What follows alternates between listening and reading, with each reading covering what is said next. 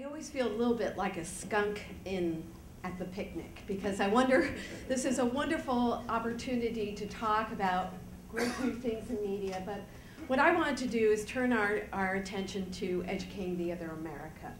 Nearly 1 in 5 of our children in this country today are poor, and many of them are and more of our children are even at the near poor level.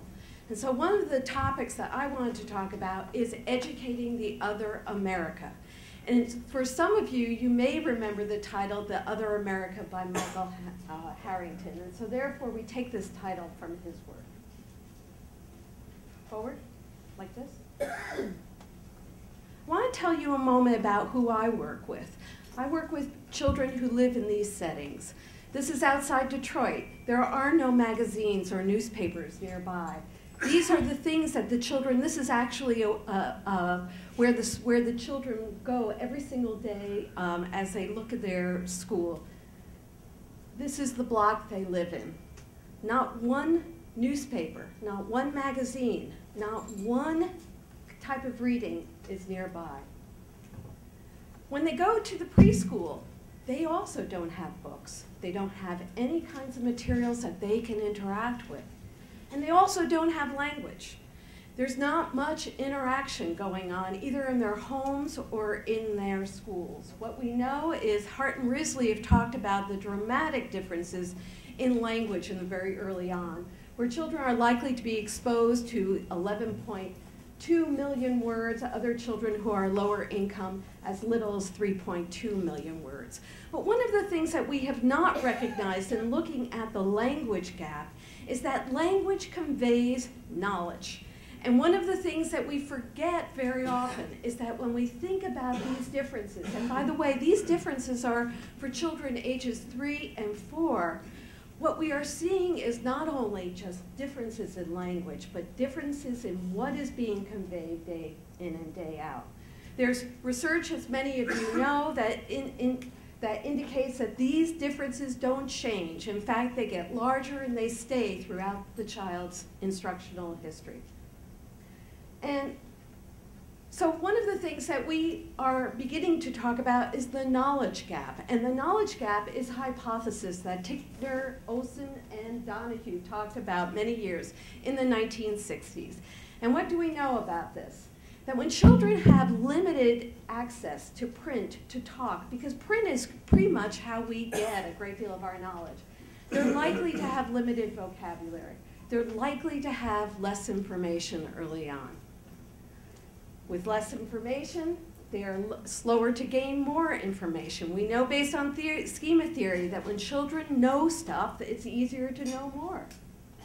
When they have limited information networks, they're slower to access new information. So everything slows down at a crawl.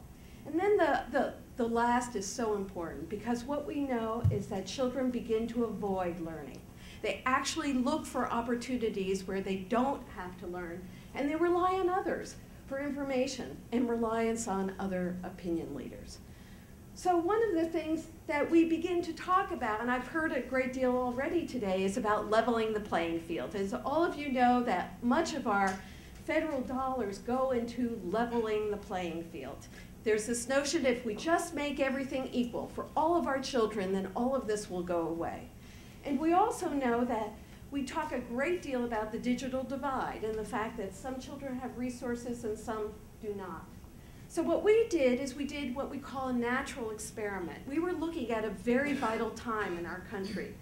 The William Penn Foundation, bless their heart, gave money to the Philadelphia library system to level the playing field.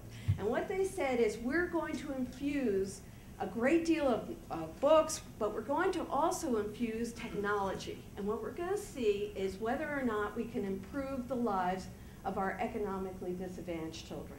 So this opportunity that we had was just wonderful. This was before digital media came in. We watched as it was coming in. We watched throughout 6 years. And then I wanted to talk about, we went back just recently. Well, the early news, and it's the good news, and some of you have already talked about this, and that is that people come. We build them, it will come. And so what we found throughout the libraries is that children were coming and flocking to libraries. These are typical sort of kids who aren't necessarily interested in reading. And what we found is that when we looked at middle-income areas in libraries, and when we looked at the low-income areas, the good news is that they were reading more. There were a number of minutes actually in reading activity, and they were engaging in many materials. And that is great news. But then what we're seeing is before any technology, we're seeing that pretty much the middle-income children are reading more. They're talking more about literacy. This is called literacy-related play. And they are doing sort of hanging around. And what you see before technology is that the lower-income children are not. They're talking a little bit less, and they're loitering a little bit more. But one of the things that we began to see is that after technology, this is pretty much after about 3 years, we began to see a growing gap. We saw that children in the low print communities, they were reading a little bit more, but guess what? The middle income children were reading even more. They were talking a little bit more about literacy, but guess what? The middle income children were talking even more. And the loitering was more than ever. In other words, just sort of hanging out and not doing much. When we looked at their actual computer lives, and we scrutinized actually how they looked at the data, and what we found is that the middle income children were reading about 3 times more print, that the children who were in middle income areas spending more minutes with each application, and more time actually spent on media. Do you hear my point?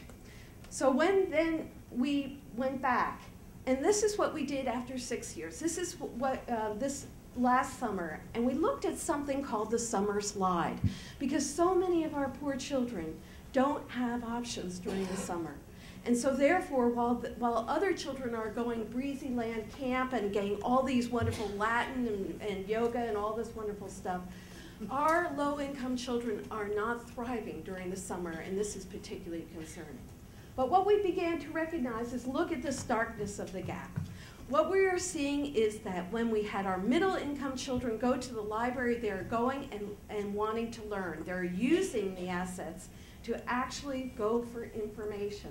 The time they're spent on just entertainment, by the way, we talked about entertainment with no lines on print, just pictures. Look at the little time they spent on actually entertainment. Compare that to the low-income children, where they're spending a great deal of entertainment time and much, much less on information. What we are saying in conclusion is we're talking about a new divide, the knowledge divide. And we think that this is a very critical and imperative thing for us to talk about today. We today have children who are information poor, and we have children who are information rich. And what will that mean? That will affect their social mobility, their ability to finish school, and their ability and quality of life. So I urge all of us, it's a real clarion call today, to think about those children and to think about how we can use digital media to really improve the information needs of all of our children.